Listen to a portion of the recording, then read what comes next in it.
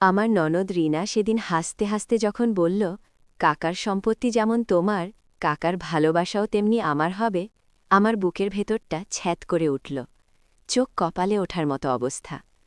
আমি কিছু বলার আগেই সে হঠাৎ আমার চিবুকটা ধরে ফেলল। তার চোখ দুটোয় এক অদ্ভুত মায়া আর জেদ মেশানো দৃষ্টি।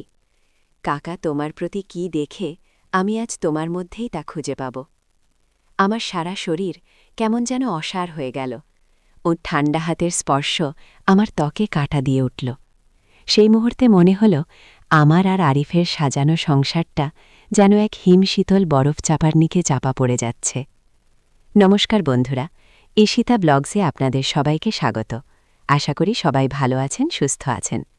আজ আমি আপনাদের জন্য নিয়ে এসেছি এক গভীর আবেগঘন, প্রেমময় এবং কিছুটা নাটকীয় এক জীবনের গল্প।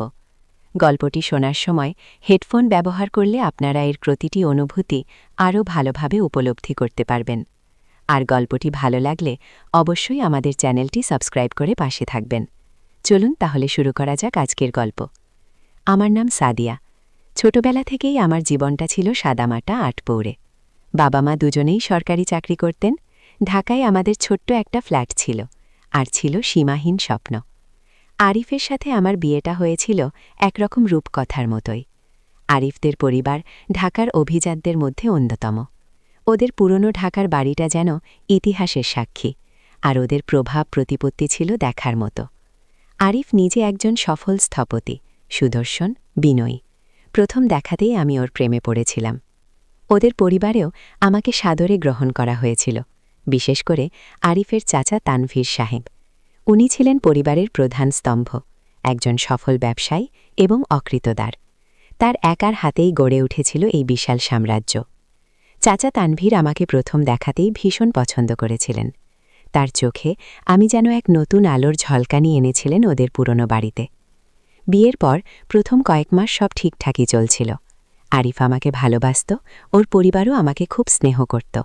কিন্তু ধীরে ধীরে আমার মনে হতে শুরু করল চাচা তানভীরের স্নেহ যেন কেবল স্নেহ নয়, এর পেছনে লুকিয়ে আছে আরও গভীর কিছু। উনি আমাকে সবসময় নজরে রাখতেন। আমার পছন্দের খাবার, পোশাক, সাজসজ্জা সবকিছুতেই তার সূক্ষ্ম নজর থাকত। কোনো পারিবারিক অনুষ্ঠানে যখন আমি শাড়ি পরে যেতাম, উনি মুগ্ধ চোখে তাকিয়ে থাকতেন আর বলতেন, সাদিয়া, তুমি যেন এই বাড়ির লক্ষ্মী। তোমার মধ্যে আমি এক অদ্ভুত শান্তি খুঁজে পাই। তারই কথাগুলো আমাকে খানিকটা অস্বস্তিতে ফেলত। আরিফও হয়তো বিষয়টা খেয়াল করত, কিন্তু চাচাকে কিছু বলার সাহস তার ছিল না। চাচা তানভীরের প্রভাব এতটাই বেশি ছিল যে তার কথার ওপর কথা বলার ক্ষমতা পরিবারের কারোরই ছিল না।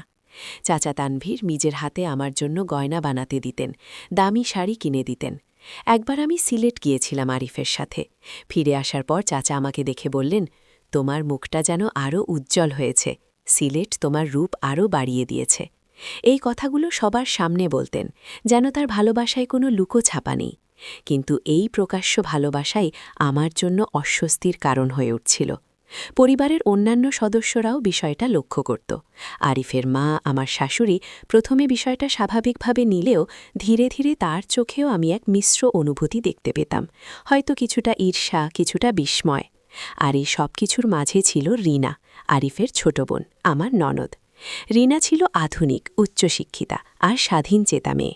সে ঢাকা বিশ্ববিদ্যালয় থেকে অর্থনীতিতে পড়াশোনা শেষ করে একটা মাল্টিন্যাশনাল কোম্পানিতে চাকরি করত।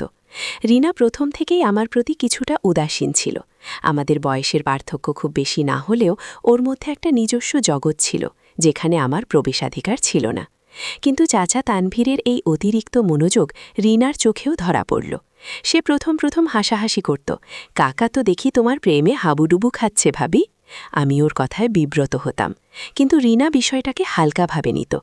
কিন্তু সময়ের সাথে সাথে রিনার এই হাসাহাসি বদলে যেতে শুরু করল। চাচা তানভীর যখন আমার জন্য নতুন গাড়ি কিনলেন, যেটা আমি কখনো চাইনি, রিনার চোখে আমি প্রথমবার ঈর্ষার ঝলক দেখতে পেলাম। রিনা নিজে চাকরি করলেও তার জীবনের অনেক চাওয়া পাওয়া তানভীর চাচা পূরণ করেননি। অথচ আমি, যে এই পরিবারে নতুন, আমাকে না চাইতেই সব উজাড় করে দেওয়া হচ্ছে। রিনার মুখে হাসি থাকলেও সেই হাসিটা কেমন যেন বিদ্রূপের মতো লাগত। একদিন চাচা তানভীর তার পারিবারিক আইনজীবীকে ডেকে আনলেন। সবাই জানত তার কোনো সন্তান নেই, তাই তার বিশাল সম্পত্তির উত্তরাধিকার কে হবে তা নিয়ে পরিবারের ভেতরে একটা চাপা উত্তেজনা ছিল। আমরা সবাই ড্রয়িং রুমে বসেছিলাম। আইনজীবী একে একে চাচার সম্পত্তির তালিকা পড়ছিলেন, আর তারপর উইলটা পড়লেন। উইল অনুযায়ী তার সম্পত্তির সিংহভাগই তিনি আমার নামে লিখে দিয়েছেন, শুধুমাত্র কিছু অংশ আরিফ ও রিনার নামে, আর কিছু চ্যারিটিতে। আমার নাম শুনে আমি হতবাক হয়ে গেলাম। আরিফের মুখ ফ্যাকাশে হয়ে গেল, শাশুড়ি নীরবে চোখের জল ফেলছিলেন। আর রিনার চোখ দুটো যেন আগুনের গোলা, তার মুখটা রক্তশূন্য হয়ে গিয়েছিল। চাচার দিকে তাকিয়ে দেখলাম তার মুখে একটা আত্মতৃপ্তির হাসি। তিনি আমার দিকে তাকিয়ে বললেন, সাদিয়া, আমি জানি তুমি এই সম্পত্তির সঠিক ব্যবহার করবে। তুমি এই বাড়ির আলো, আমার জীবনের শান্তি। আমি চাই আমার সবটুকু দিয়ে যেন তোমার জীবন সুখময় হয়। তার এই কথাগুলো আমার কাছে বিষের মতো লাগছিল। আমি কখনোই এই সম্পত্তি চাইনি। আমি শুধু আরিফের ভালোবাসা আর একটা শান্তিপূর্ণ সংসার চেয়েছিলাম। সেই দিনের পর থেকে রিনা পুরোপুরি বদলে গেল। সে আর আমার সাথে স্বাভাবিকভাবে কথা বলত না। আমাকে দেখলে তার চোখ দুটো একটা অদ্ভুত তীব্রতা খেলা করত। সে যেন আমতলার শুধু ভাবি হিসেবে দেখত না, দেখত তার প্রতিদ্বন্দ্বী হিসেবে। পরিবারের মধ্যেও একটা চাপা উত্তেজনা তৈরি হল।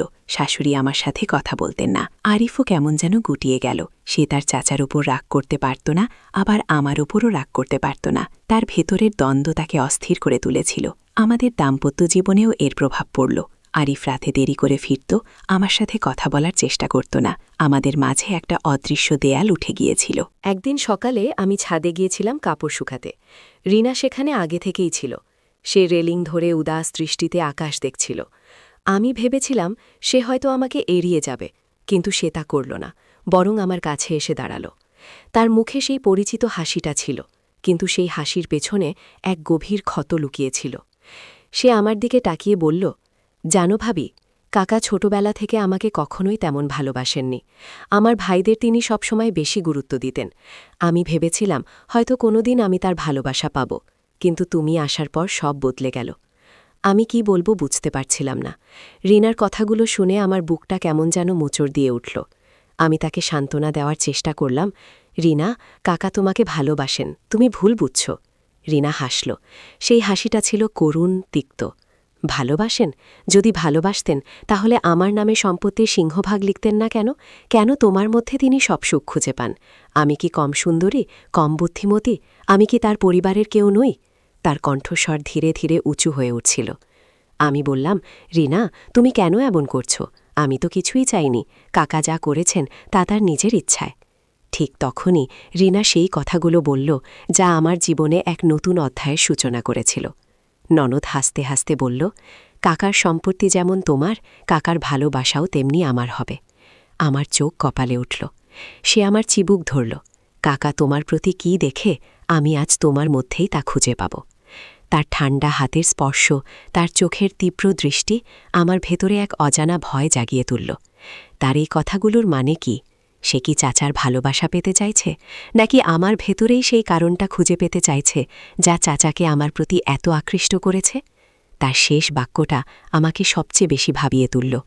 সে কি আমার মতো হতে চাইছে, নাকি আমার ভেতরের সেই রহস্য উন্মোচন করতে চাইছে যা সে জানে না? আমার মনে হল রিনা যেন আমাকে ব্যবচ্ছেদ করে দেখতে চাইছে। আমার আত্মার গভীরে কি আছে যা তানভীর চাচার মন জয় করেছে?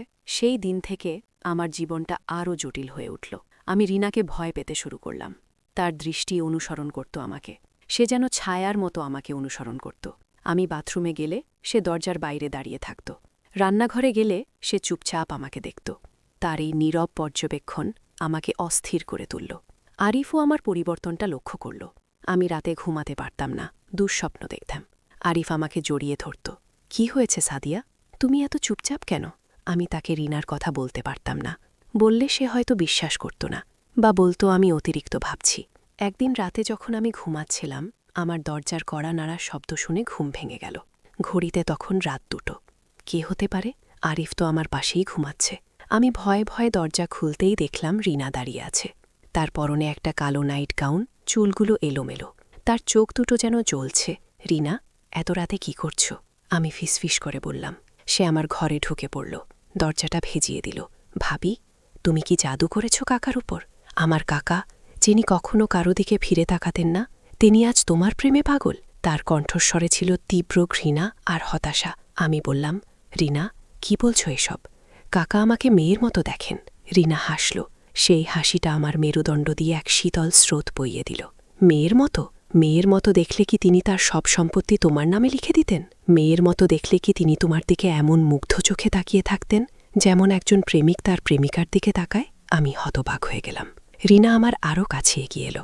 আমি জানি তুমিও তাকে ভালোবাসো, নইলে কেন তুমি তার দেওয়া এত উপহার গ্রহণ করো? কেন তার চোখের দিকে তাকিয়ে হাসো? আমি আরিফকে ভালোবাসি, আমি দৃঢ় কণ্ঠে বললাম। আর কাকার প্রতি আমার শ্রদ্ধা আছে, ভালোবাসা আছে, কিন্তু তা কখনোই সেই অর্থে নয় যা তুমি ভাবছ। রিনা আমার হাত ধরল। তার হাতের স্পর্শে আমি কেঁপে উঠলাম। আমি জানি কাকা তোমার মধ্যে কি দেখে। আমি সেটা খুঁজে বের করবই। আমি কাকার ভালোবাসা ছিনিয়ে নেব, যেমন তুমি তার সম্পত্তি ছিনিয়ে নিয়েছ। এই ঘটনার পর আমার মানসিক অবস্থা আরও খারাপ হয়ে গেল। আমি আরিফের সাথে কথা বলার চেষ্টা করলাম, কিন্তু সে আমাকে বিশ্বাস করতে পারল না। সে বলল, রিনা একটু জেদি, ও তোমাকে ভালোবাসে, কিন্তু কাকার সম্পত্তির কারণে ও একটু ভেঙে পড়েছে। তুমি ওর কথা মনে নিও না। আরিফের এই উদাসীনতা আমাকে আরও একা করে দিল। আমার মনে হলো আমি এই বিশাল বাড়িতে সম্পূর্ণ একা। এর কিছুদিন পর তানভীর চাচার হঠাৎ হার্ট অ্যাটাক হলো। তাকে দ্রুত হাসপাতালে ভর্তি করা হলো। পরিবারের সবাই হাসপাতালে ছুটে গেল। আমরা সবাই উৎকণ্ঠায় ছিলাম। চাচার অবস্থা আশঙ্কাজনক ছিল। আমি তার কেবিনের বাইরে দাঁড়িয়েছিলাম। আমার চোখ দিয়ে অনবরত জল গড়িয়ে পড়ছিল। যদিও তার ভালোবাসা আমাকে অস্বস্তিতে ফেলত, কিন্তু তার প্রতি আমার একটা গভীর শ্রদ্ধা আর টান ছিল। তিনি আমাকে আশ্রয় দিয়েছিলেন, ভালোবাসা দিয়েছিলেন। রিনা আমার পাশে এসে দাঁড়াল, তার চোখেও জল। ভাবি, কাকার কিছু হলে আমার কি হবে? তার কণ্ঠস্বর কাঁপছিল।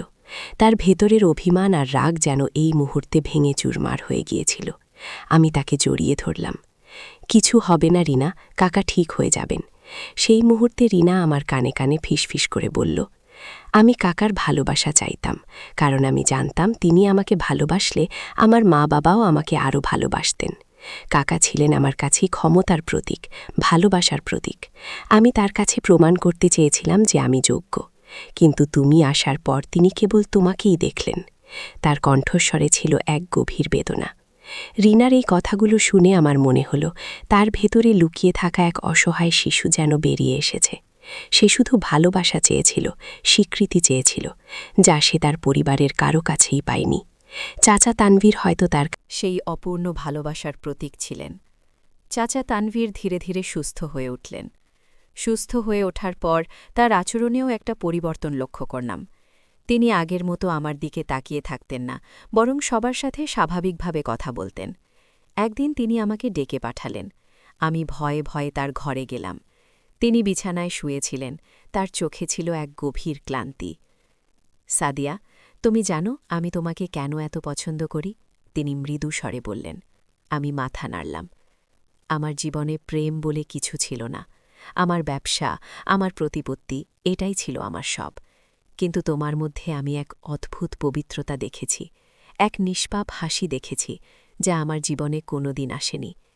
আমি হয়তো তোমাকে আমার মেয়ের মতো ভালোবাসতে চেয়েছিলাম, হয়তো আমার অপূর্ণ ভালোবাসার জায়গায় তোমাকে বসিয়েছিলাম। কিন্তু আমি বুঝতে পারিনি আমার এই ভালোবাসা তোমার জীবনে কতটা জটিলতা তৈরি করতে পারে। তার কণ্ঠস্বরে ছিল গভীর অনুশোচনা।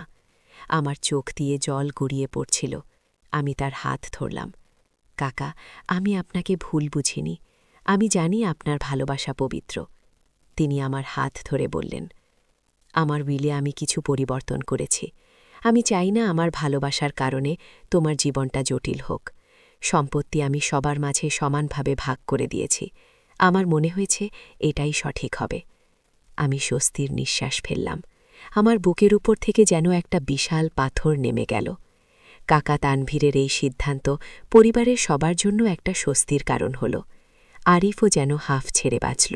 সে আবার আমার কাছে ফিরে এলো। আমাদের মাঝের অদৃশ্য দেয়ালটা ভেঙে গেল। রিনা এই পরিবর্তনের পর আমার কাছে এসে ক্ষমা চাইল। ভাবি, আমি ভুল করেছিলাম। আমি তোমাকে ভুল বুঝেছিলাম। আমি শুধু কাকার ভালোবাসা চেয়েছিলাম, যা আমি ছোটবেলা থেকে পাইনি। আমি তাকে জড়িয়ে ধরলাম। রিনা, আমি তোমাকে বুঝি। আমাদের সবারই ভালোবাসার প্রয়োজন হয়। এরপর থেকে রিনা আর আমার সম্পর্কটা স্বাভাবিক হয়ে এলো। সে আর আমাকে ঈর্ষার চোখে দেখত না, বরং আমাদের মাঝে এক গভীর বন্ধুত্ব তৈরি হল। আমার কাছে তার মনের কথা বলতো, আমিও শুনতাম। কাকা তানভীর তার জীবনের শেষ দিনগুলো শান্তিতে কাটিয়েছেন। তিনি আমাদের সবাইকে সমান চোখে দেখতেন, ভালোবাসতেন। চাচা তানভীরের সেই কথাগুলো আজও আমার কানে বাজে। তোমার মধ্যে আমি এক অদ্ভুত শান্তি খুঁজে পাই। আর রিনার সেই চিবুক ধরার মুহূর্তটা আজও আমাকে ভাবায়। কাকা, তোমার প্রতি কি দেখে আমি আজ তোমার মধ্যেই তা খুঁজে পাব? হয়তো রিনা আমার মধ্যে সেই শান্তিই খুঁজেছিল, যা সে তার নিজের জীবনে পায়নি।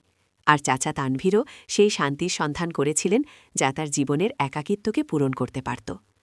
জীবন এমনই, আমরা সবাই কিছু না কিছু খুঁজে ফিরি। ভালোবাসা, শান্তি, আশ্রয় এসবই আমাদের জীবনের এক একটা অধ্যায়। আর সেই অধ্যায়গুলো কখনো কখনো এমন জটিল সমীকরণ তৈরি করে, যা সমাধান করতে গিয়ে আমাদের আত্মাও পরিশুদ্ধ হয়ে ওঠে। আমার জীবনটাও তেমনই এক জটিল সমীকরণের মধ্যে দিয়ে গিয়ে এক সরল শান্তিতে পৌঁছেছিল। বন্ধুরা, গল্পটি কেমন লাগলো তা অবশ্যই কমেন্ট করে জানাবেন। আপনাদের মতামত আমাদের জন্য খুবই গুরুত্বপূর্ণ। যদি গল্পটি আপনাদের ভালো লেগে থাকে তবে একটি লাইক দিতে ভুলবেন না। আর আমাদের ঈশিতা ব্লগস চ্যানেলটি সাবস্ক্রাইব করে আমাদের পাশে থাকুন। নতুন নতুন গল্প নিয়ে খুব শীঘ্রই আবার দেখা হবে। ততক্ষণ পর্যন্ত ভালো থাকুন, সুস্থ থাকুন। ধন্যবাদ।